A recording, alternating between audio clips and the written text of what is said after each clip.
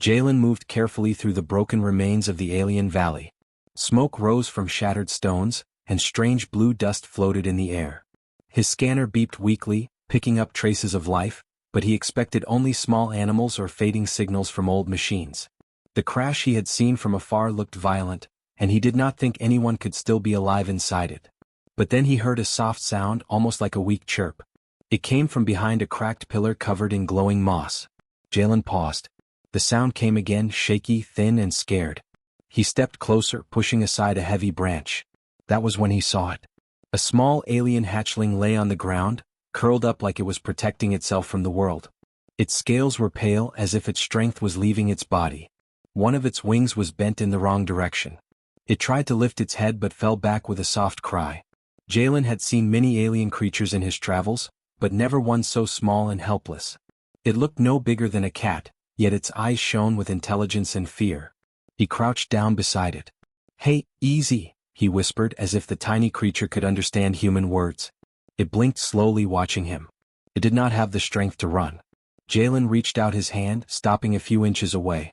The hatchling sniffed the air, and its small chest rose and fell quickly. Jalen looked around the ruins. There were no bodies, no signs of adults, no nests. Only silence. It was clear, something terrible had happened here and this little one had been left behind. He lifted his backpack and took out a small medical kit. The hatchling flinched at the movement, but it didn't try to escape. Jalen scanned the creature with a soft blue beam. The machine beeped in warning, its heartbeat was slow, too slow. And it had lost a lot of warmth. Jalen knew the rules. Humans were not supposed to interfere with alien royal species. For all he knew, this creature was from a protected brood, maybe even important. But he also knew one thing: leaving it here meant death. And he could not do that. He gently placed his jacket on the ground, creating a soft layer, and slowly slipped the hatchling onto it. It hissed softly in pain when he touched its broken wing, but it didn't fight him. Maybe it understood he was trying to help. Maybe it was simply too weak to resist. He wrapped the jacket around it, lifting it into his arms. Its small claws grabbed the fabric, holding on to him with what little strength it had. Jalen felt something tighten in his chest. He had carried wounded soldiers before, injured explorers, even damaged drones. But this felt different. This felt personal. He stood up and looked at the sky. Night would fall soon, and the temperature always dropped sharply on this planet. The hatchling would not survive the cold. Jalen needed to find shelter. Without knowing he was being watched, he walked deeper into the forest paths.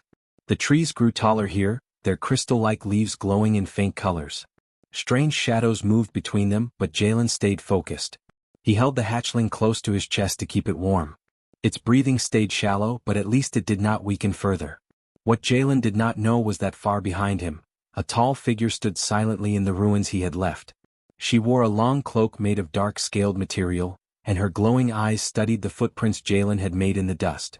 Her sharp senses picked up the scent of the hatchling he carried. She was the queen of the brood. And the small creature in Jalen's arms was not just any child, it was her heir. She watched Jalen's movements from a distance, stepping quietly over broken stones. Her people were proud and strong, and they did not trust humans easily. But this human had done something unexpected. He had taken the hatchling into his arms and protected it without thinking of danger or rules. The queen followed him through the trees, staying hidden in the shadows. She wanted to see more, to know what kind of man would choose to save a child that was not his own.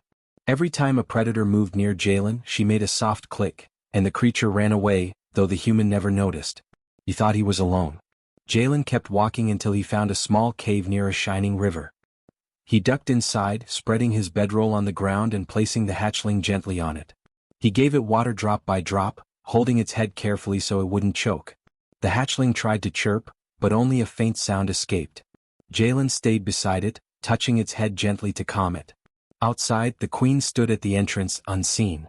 She heard the human whisper soft words to the hatchling, promising it would be okay. The queen's eyes softened. She had never seen a human act like this, and she wanted to know why he cared so much. Though Jalen didn't know it yet, his journey with the fragile hatchling had only just begun, and the queen would not leave them now. The night passed slowly in the small cave, and Jalen barely slept. The hatchling rested beside him, wrapped in his jacket, breathing weak but steady. Every few minutes he checked its temperature, afraid it might drop again. The little creature clung to the fabric like it was holding on to life itself. Outside, hidden by the trees, the queen watched everything. She was tall and graceful, her scales dark like midnight stone. Her crown was missing, shattered during the attack that had destroyed her brood's home. Without it, she looked less like a ruler and more like a wandering survivor. But her presence still carried power. Her steps made the forest creatures bow their heads and move aside. And yet, she stayed quiet, watching the human and the tiny hatchling he had saved. The queen could have stepped into the cave any time. She could have revealed herself, taken the hatchling from his arms, and left without a word. But something about the human's calm kindness held her back. She wanted to understand him before she acted. When morning came, the light spread softly across the forest floor. Jalen stretched his tired arms and checked on the hatchling again. Its breathing was a little stronger now. Its tiny eyes opened slightly and it gave a weak chirp. Jalen smiled. "There you go," he whispered. "You're getting better." The queen watched him through the leaves and her chest tightened. She had never heard anyone speak to her young one with such gentleness, not even from her own warriors. Jalen stepped outside the cave to gather water. The river shimmered with tiny bright particles, the way it always did in the early hours. As he walked, he felt like he was being watched, but he convinced himself it was only his tired mind. What he didn't know was that the queen followed him with silent steps, always keeping a few meters behind. She watched every move, her sharp senses studying his posture, his breathing, and even the way he looked at the forest with both caution and respect. When Jalen bent down to fill his canteen, a low growl echoed from the tall bushes. A wide-mouthed predator, long and covered in purple fur, crept out with slow but confident steps. It locked its eyes on him, ready to strike. Jalen froze. The creature moved closer. Jalen reached for his small knife, but he knew it would not be enough. The predator growled again, preparing to leap. But before it could attack, a shadow passed through the trees like a dark wave. The queen stepped between Jalen and the beast, letting out a sharp sound, half roar, half command. It shook the air like thunder. The predator immediately backed away, trembling. One more warning click from her, and it turned and ran into the forest. Jalen stared at the tall alien in shock. He had seen pictures of her species before, rare, powerful, and extremely territorial. Her scales glittered like gems, and her 4 eyes studied him with a calm intensity. She was beautiful and dangerous at the same time. Jalen slowly raised his hands. I didn't mean to trespass," he said quietly. The queen did not speak at first. Her species usually communicated through other methods: body movement, sound patterns, and deep emotional signals. But she understood human speech. She stepped closer, her footsteps steady and slow. "You carry my child," she finally said in a low, echoing voice. Jalen blinked. "Your child?" The queen nodded. "My hatchling. My heir. The last of my brood." Jalen felt his heart drop. He looked back toward the cave. "I didn't know," he whispered. "You saved it," the queen said. "Even when you did not know who it was." She circled him slowly, her eyes steady, not threatening but deeply curious. "Humans are strange. Many fear us. Many avoid our lands. Yet you walked into danger for a small, weak creature you did not owe anything to." Jalen swallowed. "It was hurt. I couldn't leave it." The queen studied him in silence. She remembered the fall of her kingdom, the attack that scattered her people. She remembered carrying her hatchling through fire and ruin. She had lost so much, including her crown, the symbol of her rule.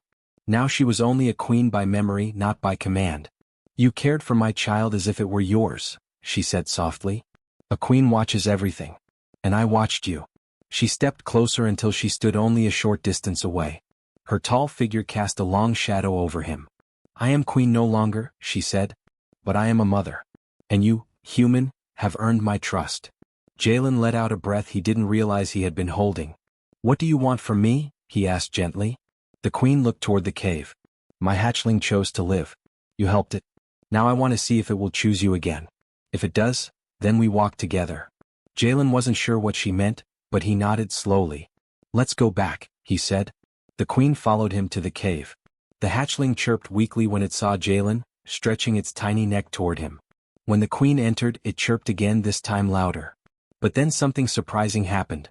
Instead of crawling to its mother, it reached toward Jalen. The queen's eyes widened slightly. "It chooses," she whispered. For the first time since losing her kingdom, she felt a spark of hope. And so, in that quiet morning light, a human, a fallen queen, and a fragile hatchling took their first step toward a future none of them expected. Jalen tightened the straps on his pack and checked the hatchling one more time. It clung to his chest in a soft sling he had made from his torn jacket. Its breathing was steadier now and its eyes were brighter. The wound on its side was healing, but it was still weak and he needed to keep it warm. Behind him, the queen watched in silence. She stood tall and calm, her dark scales reflecting the morning light. She had said only one thing before they left. We must reach the high nest. Jalen didn't know what that was, but he understood one thing clearly: the path ahead was dangerous. They began walking through the forest, moving between tall crystal trees that glowed softly from within. Strange birds flew above them, leaving bright trails behind. Jalen kept looking around, trying to understand the new world he had stepped into. The queen walked ahead with slow, confident steps, stopping now and then to listen. For a while the forest was quiet. Only the sound of rustling leaves and distant animals filled the air. But Jalen soon noticed something strange. Every time a dangerous creature appeared, whether a stalking beast or a sharp-winged bird, the queen made a soft clicking sound, and the animals changed direction or backed away. It was like the entire forest respected her. Jalen felt a little safer, but he also felt small. Very small. After an hour of walking, they reached a clearing filled with tall red grass. The queen raised her hand and signaled him to stop. "Do not step forward," she said quietly. Jalen froze. "Why?" "Below the grass," she replied, "the ground is thin. A creature lives there.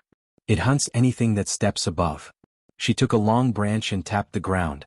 A deep rumbling sound came from below, followed by a fast movement that cut through the earth like a wave. Jalen stepped back, heart pounding. "Okay, we're not going that way." The queen nodded and moved around the clearing, leading him through a safer path along the rocks. She checked the wind, the shadows, even the colors of the plants before choosing each step. Jalen watched her with growing respect. She wasn't just a queen. She was a hunter, a protector, and someone who understood this land more deeply than he could ever imagine. The hatchling chirped quietly in his sling, and Jalen gently touched its head. "Don't worry," he whispered. "We're getting you home." The queen turned her head slightly. "It knows your voice," she said. "It responds to you." Jalen smiled a little. "It trusts me." "Trust is rare among my kind," she replied. "You have earned something precious." They continued walking until they reached a steep cliff. A narrow path curved around the side, leading upward. Jalen looked at it with disbelief. "We have to climb that?" "Yes," the queen said. "It is the fastest way to the high nest." Jalen adjusted his grip on the rock and began climbing carefully. The queen followed behind him, her movements smooth and sure. She climbed without fear, almost like she floated. Halfway up, Jalen slipped for a moment. Loose stones fell down the cliffside. He grabbed the edge quickly, but his heart jumped. "I'm okay," he muttered. The queen placed her hand on the rock beside him. "Move slowly," she said. "Do not rush. The cliff does not forgive." He nodded and kept climbing. The hatchling pressed its tiny head against his chest, sensing his fear but trusting him anyway. When they reached the top, Jalen fell to his knees, exhausted. The queen stood beside him, looking at the horizon. In the distance, he saw a massive ridge of mountains glowing with a soft blue light. The sky above them shimmered like a silver curtain. "That is the border of my kingdom," she said quietly. "We must cross it. Beyond it lies the high nest." Jalen took a deep breath. "How far?" "A day's travel," she replied. "If nothing follows us." Jalen frowned. "Something is following us?" The queen looked behind them, her eyes narrowing slightly. "Yes. There are hunters who destroyed my brood. They search for the hatchling. They search for me." Jalen felt a cold shiver run through his body. "Why didn't you tell me earlier?" "I needed to see if you would run," she said. "You did not." Jalen stood up. "I'm not leaving the hatchling. Or you." The queen studied him for a long moment, her four eyes calm and deep. "Then we walk as one."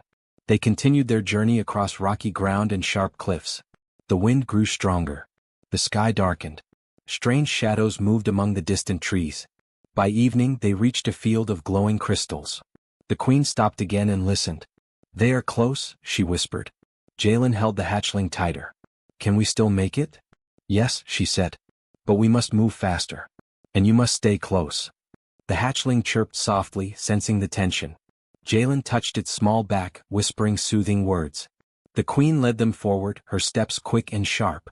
The wind carried distant roars. Something large and angry was searching for them. But Jalen kept moving. He was tired, scared, and unsure. Yet he walked anyway, because the hatchling trusted him and the queen trusted his heart. And somewhere in the shadows behind them, danger followed, growing closer with every step they took toward the mountains. The crystals glowed softly as Ethan and the silent alien woman stepped into the wide entrance of the cave. The hatchling in Ethan's arms weakly moved, its tiny claws gripping his vest as if begging him not to stop. The air inside the cave was cold but not empty. It felt alive, like the walls themselves were breathing slowly. Ethan looked around with caution. He had seen strange places on different worlds, but this cave felt different. The light from the crystal pillars made everything shimmer. Shadows danced on the floor and the air hummed faintly. It was peaceful, but it also felt like something important waited deeper inside. The woman behind him walked with calm steps. She stayed close, always watching the hatchling with sharp, piercing eyes. Ethan didn't understand her language, but he understood the worry in her face every time the hatchling whimpered. She was hiding something, but she never acted like an enemy. Ethan stopped near a wide opening where the crystals grew taller than trees. He gently adjusted the hatchling in his arms and turned to her. "We can rest here," he said softly. She nodded and touched one of the glowing pillars. The surface lit up brighter, as if answering her. Ethan raised an eyebrow. He had seen her do small things before, strange movements, soft calls that made plants shift. But this felt different. The crystals reacted like they knew her. He laid the hatchling on a smooth rock. It was breathing, but its breaths were weak and uneven. Ethan placed his jacket under it to keep it warm. The woman knelt beside the little creature and placed her palm on its chest. A soft blue glow spread from her hand. Ethan stepped back in surprise. What are you doing?" he whispered. She didn't answer with words. Instead, she closed her eyes. The glow spread around the hatchling like a soft blanket of light. The air vibrated for a moment, and the hatchling breathed easier. Its trembling slowed and its color returned slightly. Ethan had seen human medics work fast, but he had never seen healing like this. "You've been hiding a lot," he muttered. The woman opened her eyes and looked at him. There was sadness in them, deep, heavy sadness that felt old. She touched her chest and then pointed at the hatchling, trying to communicate something. Ethan watched closely. She repeated the gesture, slower this time. "Chest, hatchling, chest, hatchling. You're connected to it?" Ethan guessed. "Family?" She nodded once. Ethan felt something shift inside him. That small creature wasn't just important, it was hers. Maybe more than that. Suddenly the cave walls pulsed with light. The crystals brightened as if awakened. The woman stood, her posture straightening in a way Ethan had never seen before. The quiet, tired traveler suddenly looked powerful, like she belonged here more than anywhere else. Ethan stepped back. "What's happening?" She walked to the largest crystal at the center. Her hand hovered over it, and the crystal glowed so bright Ethan had to shield his eyes. A pulse spread through the entire cave. When the light faded, Ethan saw something new on the crystal, an image carved by light itself. A symbol. A throne. A brood emblem. And the face of the woman beside him, wearing a crown. Ethan stared. Everything finally made sense. "You're the queen," he whispered. She looked at him slowly. There was no pride in her expression, only pain. She placed her hand over her heart, then pointed to the hatchling again. Then she pointed at the ruined land outside the cave, her voice finally rising in a soft, trembling tone. The words were not in English, but Ethan understood the meaning behind them. Her kingdom was gone. Her people were lost. And the hatchling was the last hope. Ethan felt the weight of the moment settle on his shoulders. He had carried the small creature because it needed help, but he didn't know its importance. Now he understood it was more than a child, it was a future ruler, a future leader of a species that had almost vanished. The queen stepped closer to Ethan. She placed her hand over his, the one resting near the hatchling. Her eyes were clear, steady, almost grateful. She trusted him. Ethan swallowed hard. A human soldier, trusted by an alien queen with the life of her last heir. He felt the gravity of the situation, but he also felt something else, determination. He nodded slowly. "I'll protect it. I'll protect both of you." The queen's eyes softened. For the first time she smiled, a small, tired but relieved smile. The crystals around them dimmed back to their normal glow, as if the cave had accepted Ethan's promise. The journey was not over. But now Ethan walked beside a queen. And the universe would soon learn what that meant. Ethan walked out of the crystal caves with the queen beside him and the small hatchling wrapped gently in his arms. The outside air was cold, but something inside him felt warm. He did not feel like the same soldier who had walked into those ruins. He felt like someone carrying a future on his shoulders. The queen stayed close, no longer hiding who she was. She watched Ethan with quiet trust, and he tried his best to look calm even though so much had changed. The landscape around them was silent. The ruins of her old city stood in broken shapes in the distance. But now Ethan understood why the queen had been so quiet, why she had stayed close to him, and why she had followed him without speaking. She was alone. She had lost her people. And the hatchling in his arms was not only her child but the last hope for her entire brood. As they walked, the hatchling stirred. It stretched its small wings and nuzzled into Ethan's chest. The queen watched with soft eyes, filled with something like gratitude. Ethan smiled weakly.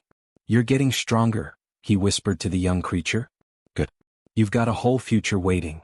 The queen tilted her head as if listening to his words. She still could not speak his language, but she always understood his meaning. She walked ahead and signaled for him to follow. Ethan stepped carefully over the broken stones and fallen towers until they reached a wide open area covered in smooth ground. It looked like a training field, long abandoned but unchanged. The queen stepped into the center and faced him. For the first time she spoke clearly, her voice soft but firm. "You learn. Brood learn, together." Ethan blinked. This was the first full sentence she had tried in his language. It was simple but it carried weight. She wanted him to train with them. To be part of something bigger. To be part of her brood. He looked at her, confused. "Me? I'm just a soldier. I don't belong." The queen took his hand and pressed it gently to the hatchling's small head. The little creature chirped happily. Ethan froze. Something warm passed through his hand, like a tiny spark of energy that wasn't painful, just surprising. When he pulled his hand back, the hatchling stared at him with bright eyes, as if understanding him completely. Ethan exhaled slowly. "Okay, maybe I do belong." The queen nodded and stepped back. She raised her hands and a soft hum filled the air. The crystals in the distance responded, glowing faintly even from far away. The ground under their feet pulsed lightly. Ethan looked around, amazed. He was watching the remnants of a royal brood system slowly come back to life. The queen gestured again. This time Ethan understood, she wanted him to teach. Humans had a long history of training, discipline, survival, and courage.